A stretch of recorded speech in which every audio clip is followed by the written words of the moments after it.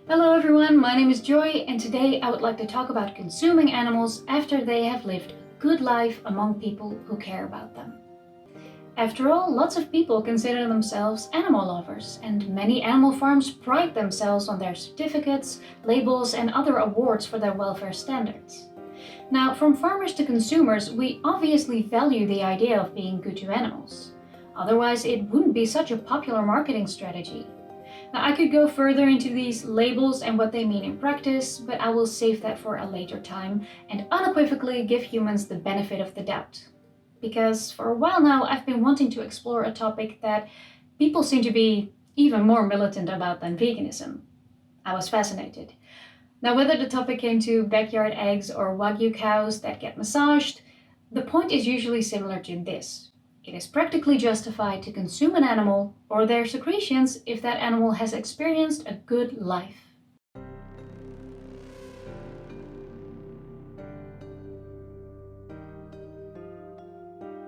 Now, sometimes the conversation even goes down a fictional path as a means of philosophical exercise. So let's grant that from insemination to their deaths, we can give animals a good life. Let's also grant that we can objectively determine quality of life and that animals score high on the scale, and it is better for them to have lived than to never have existed. After giving it some thought, and just to be straightforward, I'm convinced that this is only controversial because the bar for humans is a tavern in Hades. Even if their quality of life is great, I fail to see how that absolves us from our responsibility that comes with breeding animals into existence, especially if not necessary. Being good to animals is the bare minimum. We're currently giving out awards and these special titles and labels to farms that allow their animals to be outside every once in a while, or for not stuffing them in the smallest cage available. This utopian scenario seems like an extension of the idea that somehow justifies the commodification of sentient beings. And if we are denying a cow the pleasure to be born into this utopia, and I will forcefully attempt to keep the attached can of worms shut, and we ought to maximize the number of existing beings, this still seems unrelated to their status as a commodity. Even if their euthanasia would be necessary to maximize existing things and simultaneously give them a life so good it is better for them to have lived than to never have existed, we still don't need to get a product out of them. We could just humanely incinerate them for the previously mentioned purpose, while not compromising on our responsibilities. After all, this is something we currently do, in reality, for the animals we deem as companions. The end goal is not a product, and we are, for as far as possible and practicable, not contributing to their commodification. At least, we'd like to think so. I mean, pugs are still a thing, which, although many times better than the reality, is why I still would not support such a system. Perhaps if you adhere to a strict pleasure versus pain score system and only care for the total outcome, this type of treatment could be justified. But the consequences that would follow from such a system seem neither realistic nor desirable. So excuse the small tangent. Normally I don't delve into fictional or unlikely scenarios such as these because I can what if, what about, and advocate of the devil my way into justifying anything. While I'm not opposed to exploring a topic in this manner, it is important to acknowledge where it separates from reality and not forget about the real-world consequences of our beliefs. Because I have noticed its very real influence in discussions about veganism and animal agriculture.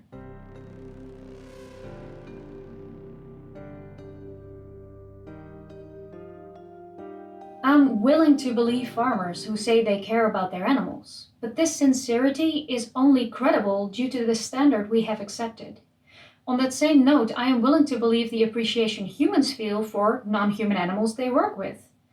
But I think this appreciation is a co-product, as much as leather is. Because if animal farming is done out of appreciation for the animal, meat, eggs and dairy aside, why do we have heavily and unhealthily genetically modified versions of them? And in such numbers that it's near impossible to afford healthcare for them should they fall ill. Would I be considered a responsible pet carer if I kept animals in this manner for company or out of love for the species? My answer to these questions is why I don't support animal agriculture nor vouch for welfarism. Now, pointing our finger at someone who provides what we ask for doesn't absolve us from our personal responsibility. And this is why vegan activism is generally, and rightfully so, aimed at consumers. And I'm not saying this because I want to defend farmers, nor tell vegans how to go about activism. I'm saying this to address the root of the problem rather than a consequence. Animal agriculture is the product of a societal standard we perpetuate with our money and our votes. This topic had been on my mind for a while, but I was prompted to put my thoughts into a video when articles popped up on my timeline about the passing of the oldest cow in the Netherlands, and how she was spoiled and lived out her golden years on a dairy farm. I see plenty of similar stories where humans are praised for how well they treat a particular animal. Now, while I normally prefer to include all sources used, I chose not to include these articles in my source list this time. My reason for this is that I do not want to single out specific farmers because the problem isn't them.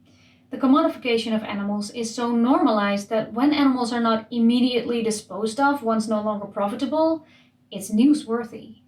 We'll see sentences such as "she gave us so much," while more accurately, "we took."